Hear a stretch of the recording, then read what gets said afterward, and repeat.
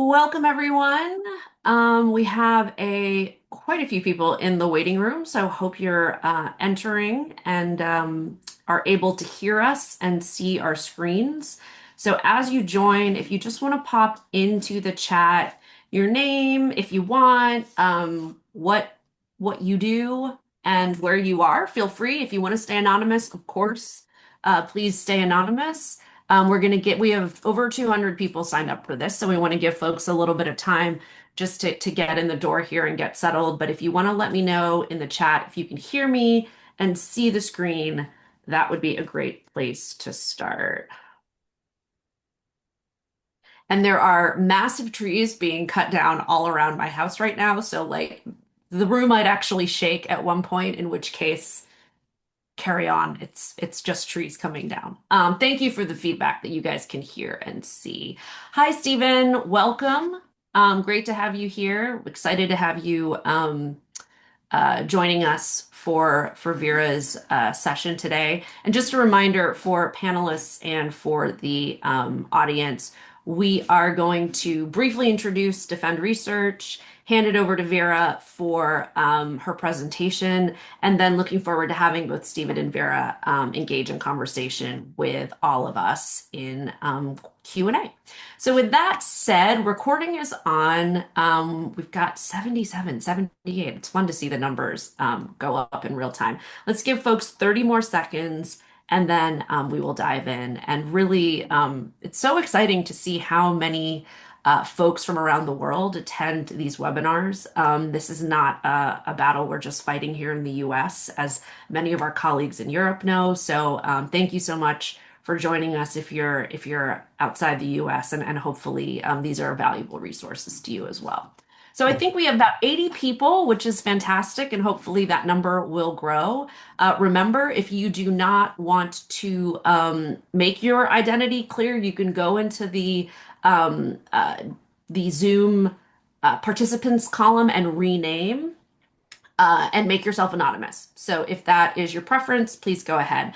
I'm noticing we do have some AI note takers. We will, with all the love in the world, be turning those off. There's a technical term in Zoom for not using those, but we're going to ask you to please not use any AI note takers. The session will be recorded and slides will be available afterwards. So let's dive in.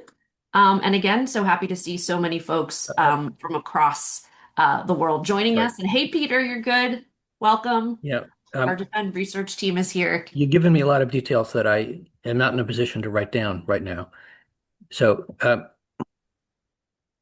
taken the liberty of muting Peter, so I'm sure he will join us when he's ready. Are you guys, everyone's good to go? All right, let's do this. Welcome. Good morning, good afternoon, good evening, wherever you are. My name is Sara Rouhi, and I am very happy to kick off today's webinar with Dr. Vera Kempe. A little bit of housekeeping before we get started. This will be recorded and shared via our YouTube channel.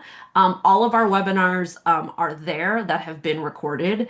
And with Stephen Lewandowski joining us today, he kicked off the first of this two-part series, and his recording is up there. If you want to see his take and Vera's side by side, please encourage you to go to YouTube.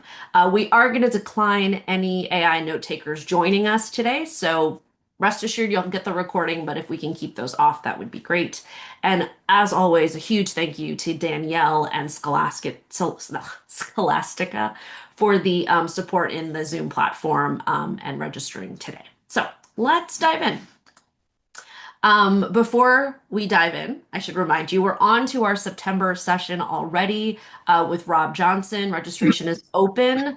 We're going to be diving into the evidence of the impact of censorship on public health in the US. So please share that with colleagues who might be interested. The registration is open for that. And with that, many of you know Defend Research, you're following us, you're here today. But for those for whom it may be new, we are a grassroots organization led by Lisa Schiff, that came together in early 2025 as the barrage of executive orders were coming down that were censoring huge parts of the government, not just the science components of it. So our goal is really to resist government censorship of academic research and defend the principles of academic freedom and scientific integrity. And our website really dives into resources, our webinar series, recordings, and connecting you and other groups who are doing this work. So we aim to be a hub that amplifies and connects various grassroots groups that are doing this work. There are five of us that launched and co-authored the Declaration to Defend Research Against U.S. Government Censorship. You'll see us here, led, of course, by Lisa. We provide our ORC IDs because our employers do not allow us to identify with them. So just keep in mind, should you choose to sign the declaration or further engage in this work, just be careful. If your employers don't want you to be affiliated, there is risk associated, as always, with any kind of public list or show of support. So all of us have our orchids. You can find us. You can figure out where we work. We represent all different aspects of scholarly communications, but we identify as private citizens doing this work in our spare time. Why censorship? There's a lot happening. Science is being absolutely dismantled in the US in some ways, in real time. Censorship feels like a narrow aspect of this. And the reason we really wanted to focus on this, I love this quote from Alice and Lisa, is because while it can feel small for those of us working in the scholarly communication space, whether you're in a library or you're at a publisher or you're a service provider, like we've always worked under the premise that academic inquiry should be, free to follow findings wherever they are, and anyone who wants to access them within reason should be able to do so. So as scholarly communications professionals, I think this component really hit us hard, and we wanted to call out this piece because it's easy to lose sight of this amidst the insane things that you read in the news every day in terms of, what we're doing with vaccines, how we're cutting budgets in science, how we're reducing international collaboration. All of that is happening and terrible, and there are people focusing on that. And so we've chosen to really focus on, the research outputs themselves and the ability to find those and also pursue the research questions that scientists want. And science, remember, is writ large. We are not just talking about the STEM fields, from the social sciences and humanities all the way to STEM. Researchers engaging in this work in good faith are losing their jobs, are finding their work and their data has been disappeared, are not able to get funding. So this is really becoming a systemic issue here in the US.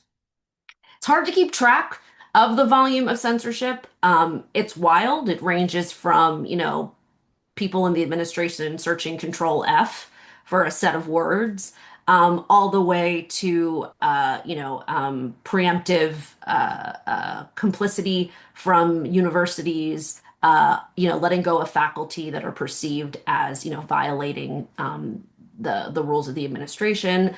It's hard to keep track of everything. Our Defend Research channel on Blue Sky is a really useful source if you just want to keep abreast of the discourse and news coverage around censorship specifically. And we cover, everything from the legal components all the way to news in other parts of the world. So this is a good place if you're having trouble keeping track to follow us on Blue Sky and get the updates there. So in terms of Defend Research, please share these webinars, but also visit our site because we are providing a series of resources to help folks in this fight on your campus, in your library. Every conversation is an opportunity to change minds and educate folks on misconceptions they might have around this work, as well as to elevate and amplify the work of folks that are doing great work. So these are all free resources that all of you are able to take advantage of. The QR code will take you to the declaration itself if you wish to sign, but Defend research has really grown beyond just that public declaration against censorship to being a larger grassroots effort to help amplify folks who are fighting this. So, with that, it is a delight to have so many of you joining us today, but particularly Dr. Vera Kempe, who is going to be kicking off this conversation around what can I really do? Behavioral choices for scholars in past and emerging autocracies. So, Vera, welcome. It's a delight to have you. I'm going to stop sharing. You can go ahead and share your screen. And while she's doing that, I'm just gonna troll through the chat here and see if anything comes up. So while Vera is getting started, please remember to stay active in the chat, throw up questions. If you have questions for Vera, throw those in the Q&A box. But I will also try and follow the chat and keep going there. So with that, over to you, Vera. The floor is yours. Thank you very much. And I want to start by thanking Defend Research for having me. And let me start by giving you a little bit of an overview of what I aim to do. So I will start by introducing myself and explain to people on what grounds and what authority am I actually speaking about these issues. And then I will share reflections, recollections from somebody who remembers how things were way back then, what happens to scholarship in autocratic systems. I will share some recollections from behind the Iron Curtain. And I'm particularly interested in looking at what happens to scholars who are socialized into an autocracy. And I will talk a little bit about the various individual behavioral choices, but also some aspects of collective resilience. And what interests me particularly is to explore the threat of autocratic capture of our existing scholarly institutions and associations. But also I will share a little bit about the possibility or some historical reflections on the creation of new scholarly structures. So who am I? Why am I here? Now you see two timelines here, and they are to illustrate the two countries that I grew up in. So I was born in a country that no longer exists, the Soviet Union. And when I was very young, 2 months old, I was moved to another country that no longer exists, the German Democratic Republic, where I grew up and went to school. But then I spent 5 years again in the Soviet Union getting my higher education. So what you would call a bachelor's and master's. It was a 5-year diploma degree, returned to East Germany. And then after the fall of the Berlin Wall, I moved to the United States, where I lived for about 8 years, and then subsequently to Scotland, where I'm now. And just to clear up what my position was and what the basis of my sort of reflections is, I was not a dissident. I was not a resistor. I was not in the opposition. I was just a normal person. And what I'm sharing with you are my reflections of somebody who has sort of lived through rapid political transitions. So in a way, I should say first that what I'm about to say is not related to my academic work at Abertay, but of course it is informed by my training and my work as a behavioral scientist. And I will be adopting what some might call a weak standpoint epistemology, if you want to put a fancy term on it, which means my lived experience from having lived behind the Iron Curtain and having been old enough back then to have some experience with academia gives me a unique vantage point that allows me to reflect and to ask questions. But my lived experience is not generalizable. I don't have any privileged access to some validated generalizable knowledge. So what I hope to do here is to start a discussion. Now, for those of us who are interested in these processes of democratic backsliding and autocratization that we're currently observing, of course, in trying to understand, we read around. And of course, I also have been reading around my discipline, and I have been venturing out and trying to understand processes and trying to make comparisons with life behind the Iron Curtain. I've been reading in political science, in sociology, in history, but these are adjacent areas. And of course, I don't have any privilege. I only have limited disciplinary expertise. So I'm not always able, like a true expert, to properly weigh the evidence that I read in these adjacent disciplines. So having done my epistemic due diligence, as it were, what was scholarship like in the Soviet Union, in the GDR? And broadly, you can characterize it by sort of three features. Resource limitation, which was due to the fact that the political power was investing into research that was considered of strategic importance. So nuclear science, space exploration, but not into areas that were considered undesirable for whatever reason. The second feature was, of course, information restriction. And that was for two reasons. First and foremost, of course, censorship. But also lack of resources due to the fact that there was an embargo and there was no hard currency, and just obtaining research papers was next to impossible. Occasionally, with some special permissions, you could get access to some probably already outdated Western sources in, like, for example, this building, the State Library of the Soviet Union. But by and large, we operated very much separate from academic scholarship in the West. And the third characteristic was, of course, ideological interference. And you see this little chart of P's here, just to highlight that I think the most well-known and egregious example of ideological interference was to do with Lysenkoism, which was the outright ban of genetics research in the Soviet Union, and the promotion of that, the idea of sort of transmission of inheritance of acquired characteristics.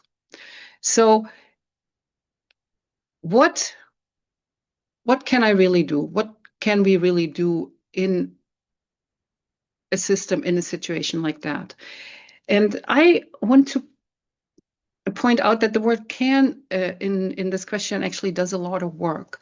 So I don't mean can in the sense of should. I don't want to be prescriptive. I don't think I'm in any position to be prescriptive, and I don't want to sort of view this from a moral perspective, but rather from a perspective, what am I able to do? What did people actually end up doing, and what are people likely to do? So almost looking a little bit at it from a population level perspective. So when we put together with Stephen and others the Anti-Autocracy Handbook, we tried to summarize or to categorize the various behavioral strategies that scholars, academics could adopt under such a system, under an autocracy, categorize it along two dimensions. To what extent people are actually ideologically aligned or not aligned, that's the horizontal axis. And vertically, to what extent people are able or willing to engage politically or to express political dissent or indeed political support. And I think the important thing is looking at this chart, it looks very much as if the top right quadrant is heavily populated and that there are lots of behavioral choices, and in a way that gives the wrong impression. The people operating in the top right quadrant were a tiny, tiny minority. I want to give a few examples of these various behavioral choices without going through all of them. And I also want to sort of preface this by saying, of course, quantitative estimates about how many people were in the top right quadrant, as it were, are, of course, difficult, but we know, or what I've read from historical research, that people who have engaged in opposition or people who have engaged in resistance tend to be a very, very small proportion of the population. So I think the most well-known example, of course, is Andrei Sakharov, a nuclear physicist who over the course of his career came to realize that sort of the promised bright communist future didn't quite turn out what it was supposed to be, and started advocating for human rights and for democratization at large personal cost to himself, as we all know. The next example that I want to give may come a little bit as a surprise for if there are any psychologists in the audience, and that is Lev Vygotsky, who anybody who's working in developmental psychology will have known about. Vygotsky actually tried to align a more sort of Pavlovian-oriented biological approach to psychology with Marxist philosophy and with the idea of the primacy of the material and social conditions and how they shape the individual. He was never, as far as I know, engaged in any political support or dissent. He was just basically trying to take Marxism seriously and to see how much this could be incorporated into psychology.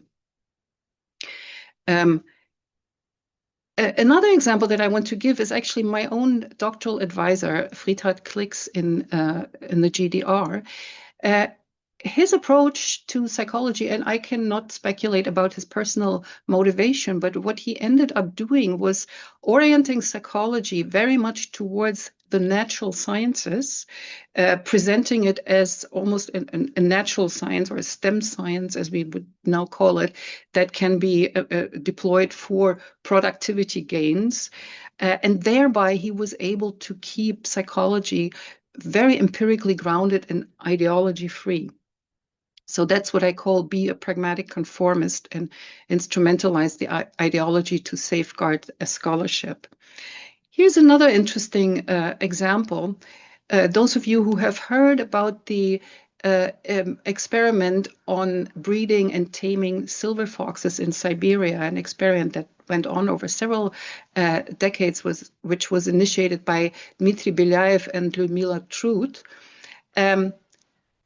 And of course, that started at the time when genetics was still banned in the Soviet Union, but it was presented to the authority as an attempt to improve fur optimization. And under this guise, they were able to initiate and then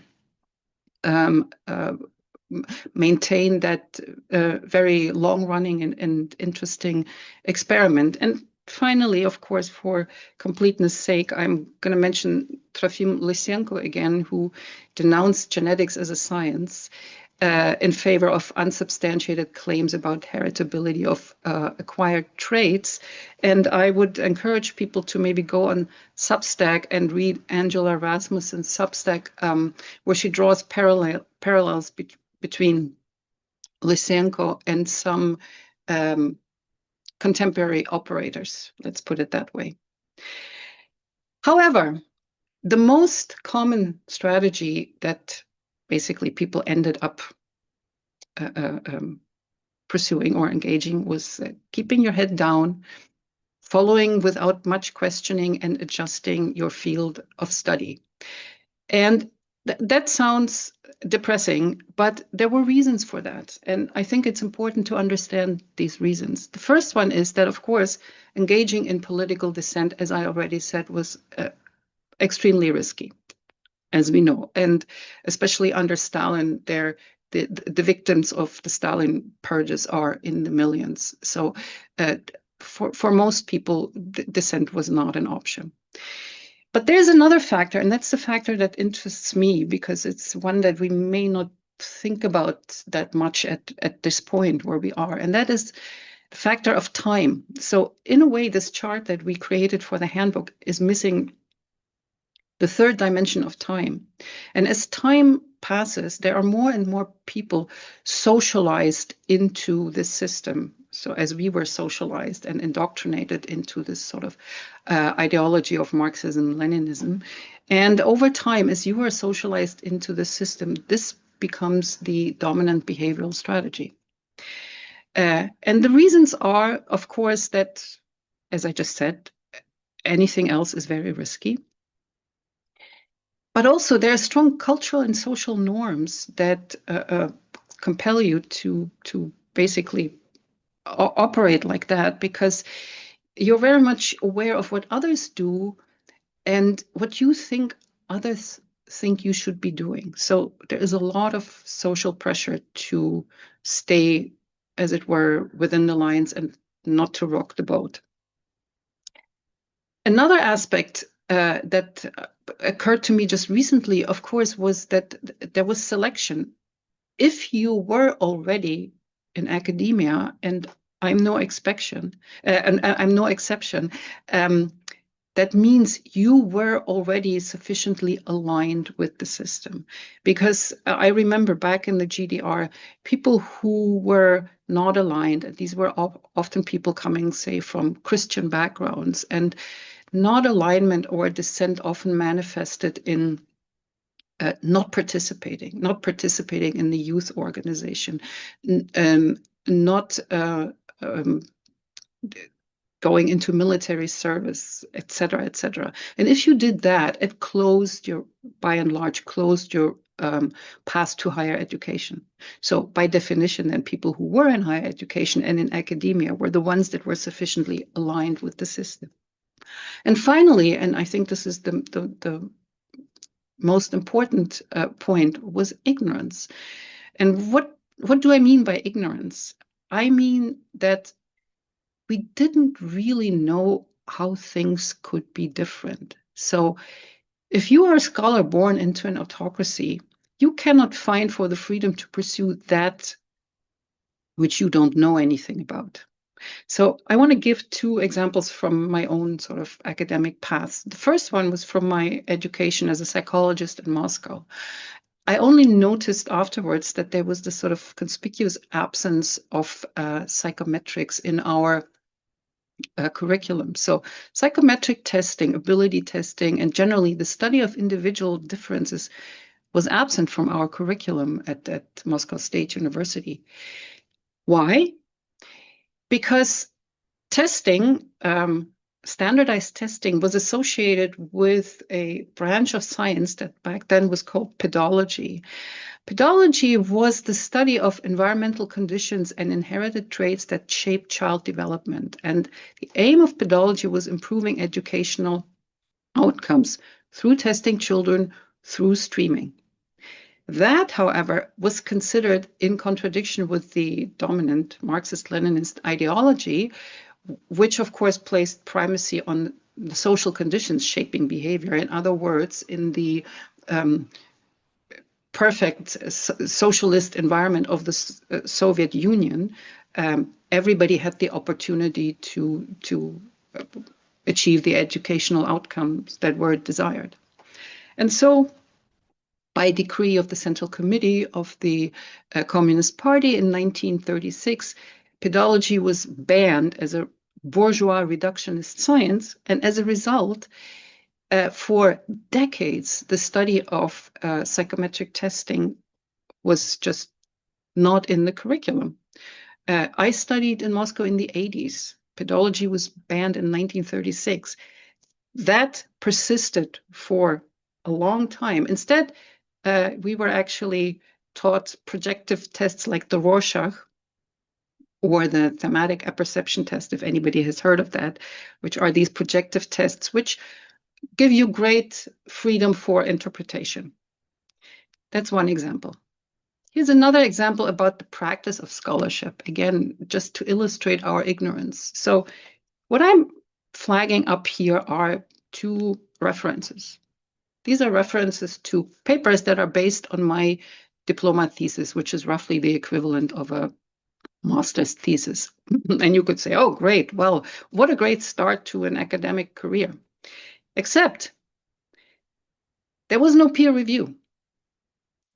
Papers were accepted into journals by editorial decree. And I was lucky that one of my supervisors was well aligned with the editorial board of the journal. And so the paper got accepted. Only years later did I learn about peer review. And this is just to illustrate again what I said earlier. Scholars born into an autocracy cannot fight for the freedom to pursue what they do not know about. So that brings me to a more general point. This was true not just for academia. More generally, when people, for example, people in 89 in the GDR were demonstrating for their freedom, of course they realized that they were, or we realized that we were not free. There was no free speech. We couldn't travel. We couldn't get access to, a lot of sources. But we did not know how democracy works. We did not understand the responsibilities that come with democracy. And that has actually, I've been reflecting a lot about that, why it was that we were so ignorant about, democracy. And one of the reasons, I'm sure there are many reasons, but one of them is, if I look at my parents' generation, my mother was born under Stalin. My father was born under Hitler. There was simply no democratic expertise, no knowledge about how democracy works. And there is a term for this in political science. It's called democratic capital, and it simply is measured by the number of years that a country operates as a democracy. And I think the optimistic view that I can take on our present situation is there was no democratic capital back then when I grew up. But now we actually have a rich and persistent legacy of democratic capital. And what I'm interested in thinking about is to what extent we can capitalize on this legacy of democratic capital, even in a situation when sort of the macro level of social organization, the political system, is already captured by democratic backsliding. How much potential, how much leverage is there in the sort of meso and micro level of social organization in our civic organization and in our family and peer interactions? So one question I want to ask is, can democratic capital be transmitted through preservation of our currently existing civic scholarly associations? So the rich landscape of scholarly associations that we have, which are disciplinary scholarly associations, our university governance participation, being on committees, being a peer review and publishing, engaging in open science practices, et cetera, et cetera, et cetera. So it's a little bit like taking these as the kind of civic organizations that people like Tocqueville and Putnam have described as schools of democracy. Can we preserve our democratic capital by engaging in these existing civic scholarly sort of pursuits? And for a while, I thought that this may be a path forward, but I've become a little bit more skeptical about it for two reasons. First of all, there's interesting research that actually people who engage with this are people who already have sort of democratic predispositions, and they tend to self-select into these civic organizations and associations. So they function more like pools of democracy. They kind of sort of attract the people who already have a predisposition for a democratic political stance. But secondly, these organizations are also liable to political capture. And I just want to give one example of one study that I found fascinating. And that is a study that looked at the increase in membership of the NSDAP, the Nazi party, during the Weimar Republic before 1933, before Hitler was elected, as a function of the density of civic associations in a town, in a city. So they looked at a large number of German cities, or historical records rather. They measured density of associations, and I presume originally the hypothesis was the more civic the richer civic life in these towns and cities was, the lower should have been the desire to join the Nazi Party. Well, the findings show exactly the opposite. In those towns that were above median in association density, the membership of in the Nazi Party was higher. And the mechanisms of civic association capture used back then by the Nazis in the Weimar Republic was they used these associations for word of mouth recruitment. They infiltrated them. They tried to bring the opinion leaders, or what we would call influencers today, on their side. And they used them to spread the Nazi ideology, but also for feedback, so almost like focus groups.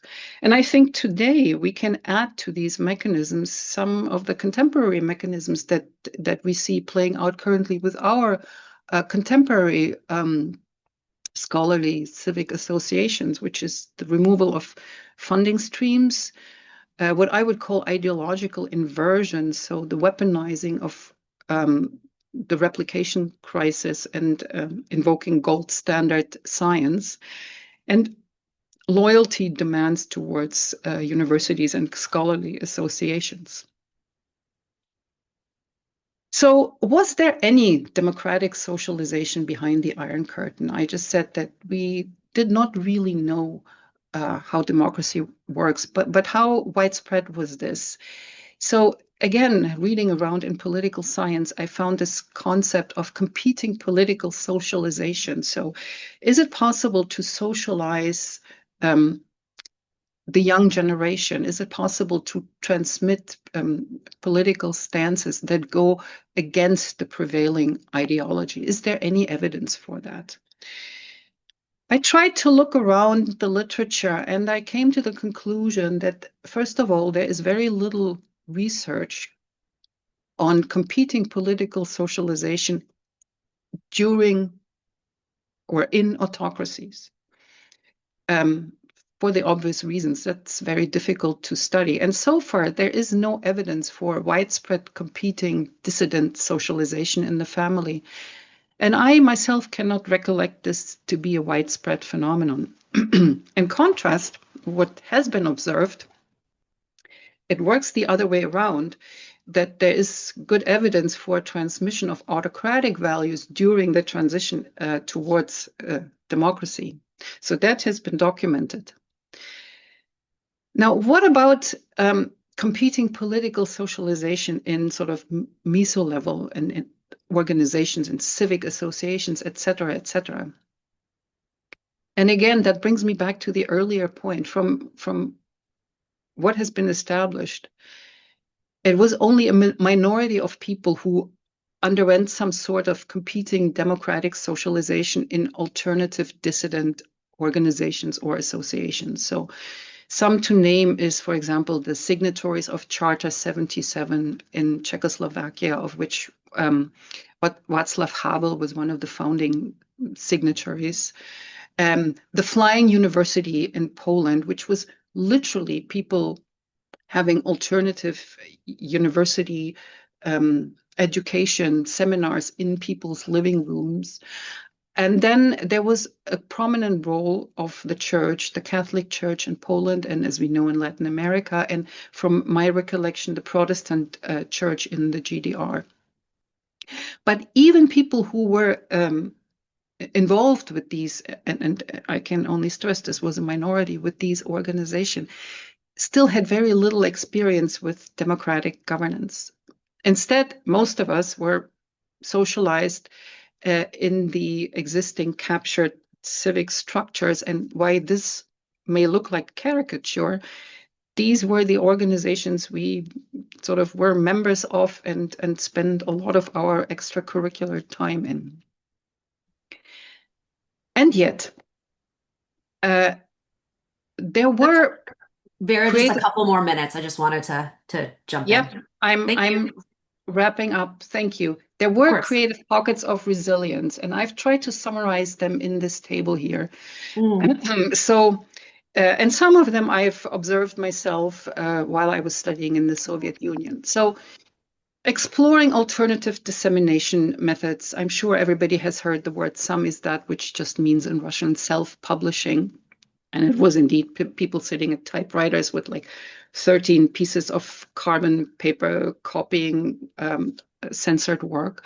And I'm wondering whether sort of expansion of diamond open access publishing could be one of the solutions to that. There was a lot of use of non-traditional spaces outside mainstream institutions. So um, the revival of genetics in the 50s took place in physics departments, right? So the physicists lent their floor, as it were, their spaces to the biologists to hold seminars on genetics, right? So I think with our current online infrastructure and landscape, we have a rich opportunity to have non-traditional gatherings like the one we're participating in right now. Disguise your work. So I just mentioned a while ago the example of the experiment in taming silver foxes under the guise of increase in fur production, and maybe we can get creative and um, using a sort of justification related to AI and robotics to do the research we actually care about. What was quite widespread was decoupling scholarship from career. So there were a lot of people engaging in scholarly work, working at schools, being school teachers, working at provincial universities. It would be probably the equivalent of being a lecturer at a community college while you engage in your scholarly work. And also cultivating international connections. So there was a lot of smuggled manuscripts to stay in touch with academics in the West. And I wonder to what extent federated digital networks can take on some of that function. So to sum it up, I think what I'm trying to say with all of this is that by all means, while it is still possible, we should organize and try by nonviolent democratic means to resist the autocratic capture of scholarship. And this is just a shout out of all these organizations that have emerged over the last year or so that try to do exactly that. Defend Research being one of them, of course. While at the same time, and I'm sort of very much taking the position of like we need to walk and chew gum at the same time here, while at the same time trying to get creative in trying to form alternative independent structures, spaces, and funding streams for individual and collaborative scholarship. And if you look at that landscape, and I've tried to do so, that is considerably sparser. There are very few Mm. institutions that support independent scholars that are not affiliated with mainstream academia, right? So, of course, I acknowledge that a lot of the innovative potential has come from having intact, well-funded academic institutions. But as they are becoming increasingly captured, I wonder whether it would make sense to start a discussion on what alternative independent structures, spaces, and funding streams we might be able to find. Thank you so much for your attention. Sure, that was fantastic. Thank you so much. There's so much to unpack here, and as usual, we need a full day. But I'm going to try and parse some of the things you pulled out. That the political scientist in me just thrills to hear Tocqueville mentioned in the context of democracy. So I'd love to come back to that. But there's a couple things I wanted to pick up in the chat, and interestingly. Stephen, you are unmuted. You are able to talk and unmute yourself as well. So I'll give you a chance if you want to jump in here after Vera comments. The visual, I love the 4x4 visual of kind of the ideological alignment and then the kinds of action you can take. And as you pointed out, Vera, the tendency, if you are born into that context, put your head down, stay under the radar, try to get your work done, try not to get noticed, right? Um, but we're not in that context now. right?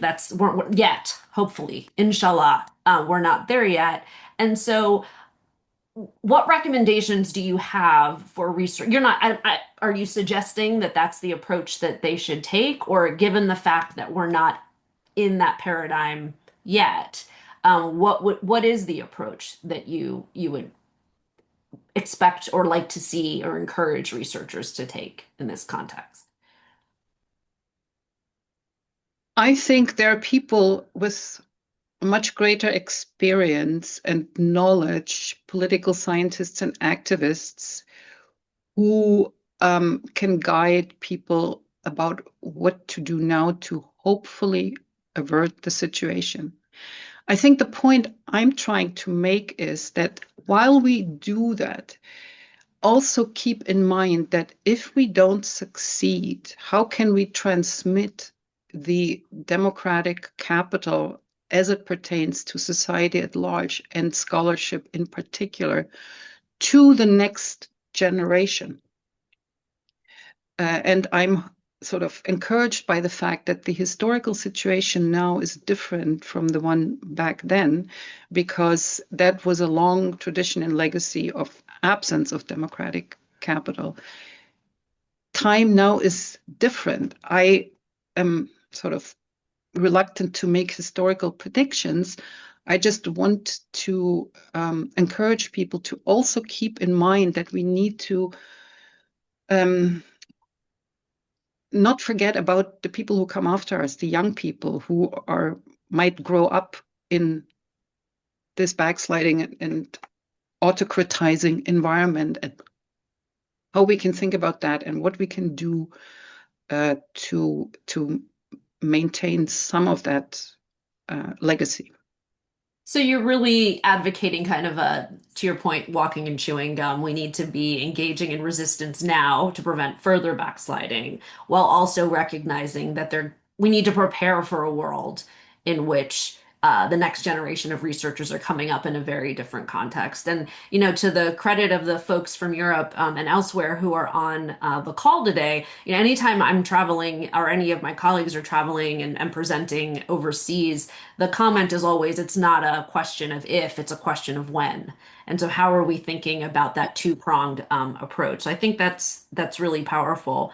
One of the pieces that is a this is a uniquely American experience, I think, and maybe, global North countries of like many people on this call who are being subject to these cuts have never experienced this kind of want, right? They've never experienced a world in which, if my research has the word diversity and I work on diversity in, animals, I can't publish now. Like, what is this? How should scholars who are, into their careers now be thinking about risk? Because, if you read the chat is fascinating, and I'm grateful to everyone who's contributing here. On the one hand, part of the reason Defend Research formed last year was because Lisa and Peter and Alice and me and Catherine were like, why isn't anybody saying anything? This is insane, right? But as we talk to more and more institutions and scholarly societies and stuff in the field, there were very good reasons for why people weren't saying more. So how do you think about risk as a researcher, especially to those who are very disappointed that scientists in general have not been, they've been vocal, but not in the, perhaps, not in the way that we would have hoped to see? Um, the risk was back then, the risk was high. It was higher, obviously, under Stalin. It was maybe a little bit lower, but still high. You may not have risked your life, but you probably, or certainly, will have risked your career and probably your freedom, back in the GDR. And yet, you were also able to do certain things, as it were, under the radar, Yeah. on your own terms, with your own means, decoupling your formal credentialed career from your actual scholarship. Hmm. All I'm trying to do is to encourage people kind of to adopt the precautionary principle to assume, well, what if we don't succeed? What other pathways can we still try to create, engineer that preserve at least part of course, it will not be optimal. I'm under no illusion. But maybe more can be preserved than we think now if we kind of think ahead. I love that framing. The folks out of the open science movement in the Netherlands, who sometimes are on these webinars. I don't know if any of them are here today. They talk about like networks of resilience, right? What are things that we can put in place now, such that if you do have to publish under the radar, you know that there's this body of diamond journals. Maybe they're not as visible, maybe they're not as quote unquote high impact, but that doesn't matter. The point is like getting your research out. Other examples I'm thinking of, and I'd be really curious to see how, the folks who work in this space like us think about this. Um, yeah, if certain bodies of work can no longer be pursued, are there safe spaces on campus and in different places where folks can come together to have that academic dialogue with the understanding that they're not being monitored? There's a lot to unpack there around things that we can prepare for by anticipating. Two quick comments on that. So you said, are there other safe spaces on campus? What I would say is off campus. Even better, even better. And And that I think is really anathema to a lot of people. I think there's a lot of kind of arrogance in the scholarly space, right? That if you don't have your giant lab, with everything that you do, yeah, maybe you can't do research, but some of the most affected communities by what we're seeing right now are in the humanities and social sciences, right? And a lot of those folks, they can do stuff in smaller settings without massive amounts of funding. Sorry, I cut you off there. I apologize. Let me no, let I you finish just wanted to that. say, I just remember that I should have added a disclaimer. And the disclaimer is that I myself am a co-editor in chief of an Diamond Open Access journal. And I very much am invested in this idea. And I see a lot of potential in there. That's why I'm mentioning it as another opportunity. Sandy's got a question in the chat around to what extent has open access been successful in helping researchers within autocratic contexts get access to research? Do you think that the open access movement has helped in that regard?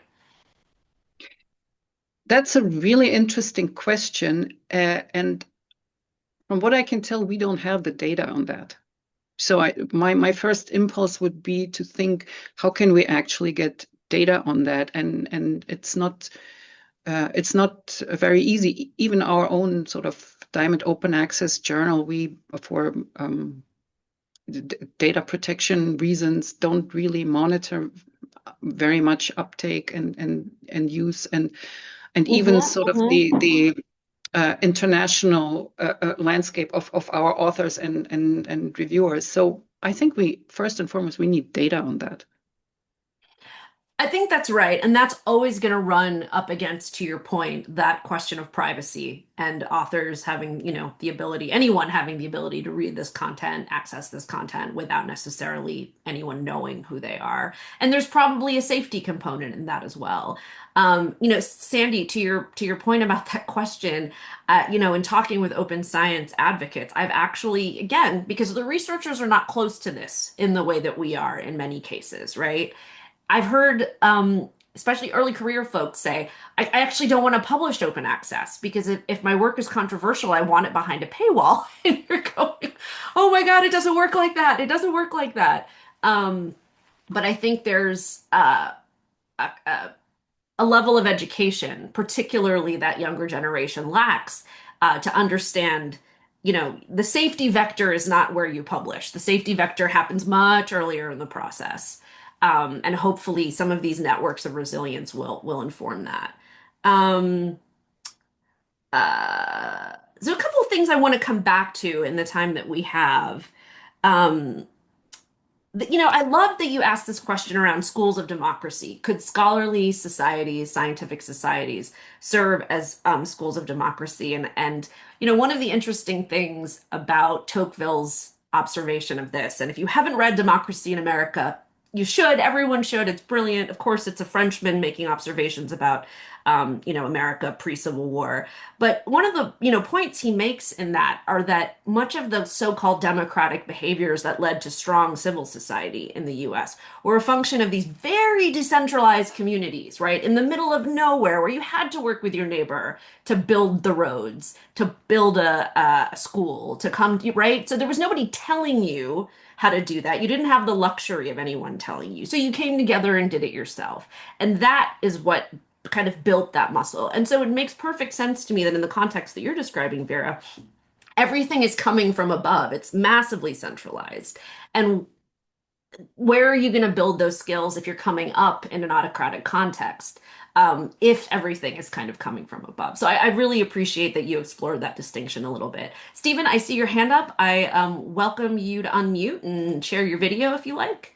Um, I No don't pressure. know how to share my video. There isn't anything there, but yeah, I just want to make one comment that connects to this idea of schools for democracy, sort of related to that. And that is that one of the things that I feel is lacking is a resource that is countering a lot of the talking points that are now being made by pseudoscientists all over the place who've come out of the woodworks now and are arguing against DEI and are peddling pseudoscience about racial differences in God knows what.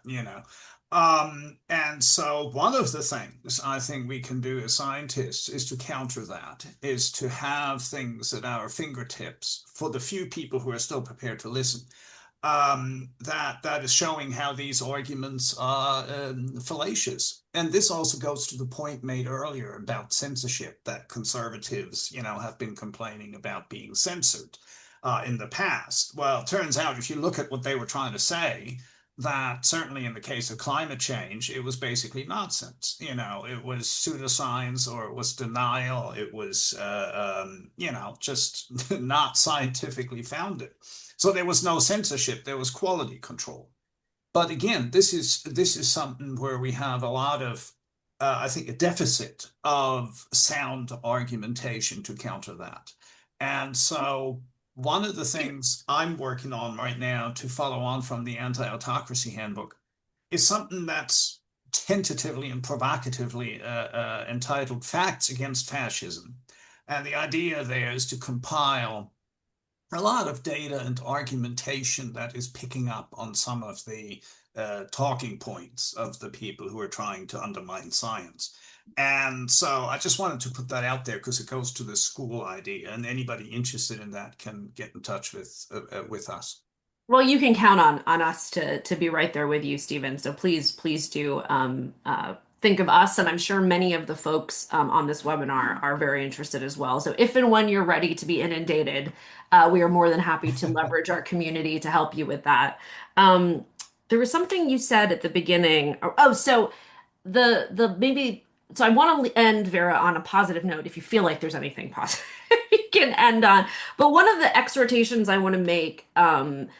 Someone commented that at Cornell, the scientists were out when their funding got cut, and as soon as their funding got cut, they were gone, right? And I think it's a very human impulse to, when it matters to you, you get out, and the rest of the time you don't.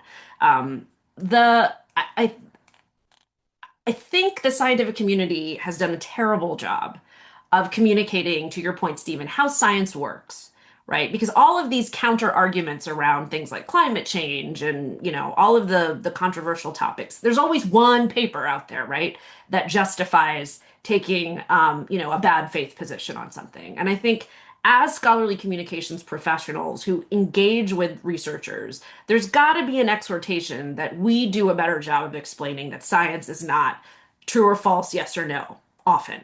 That it's a process, that there's nuance. And unfortunately, when scientists check out as soon as they get money, we lose that piece. So that's my personal rant. I'll end on that. But Vera, I'd love to let you close out with any final thoughts, exhortations, rants that you want to make before we wrap up. Okay, well, there's so much to say, but maybe what I want to close with is that when I did my studies in the Soviet Union, I encountered a lot of people who were pursuing their scholarship or generally their intellectual pursuit um, in independent of the sanctioned existing institutions. And what they've taught me is sort of the enthusiasm and the dedication to your work and your scholarship that allows you to pursue alternative routes and um,